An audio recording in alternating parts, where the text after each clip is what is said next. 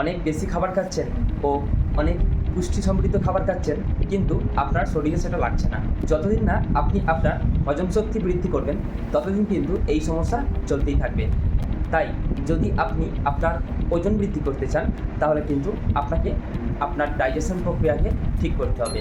যার জন্য আজকের ভিডিওতে আমি আপনাদের 3টা টিপস দেবো, যেটার মাধ্যমে আপনি 1 সপ্তাহের মধ্যে আপনার হজম ক্ষমতা বাড়িয়ে তুলতে পারবেন।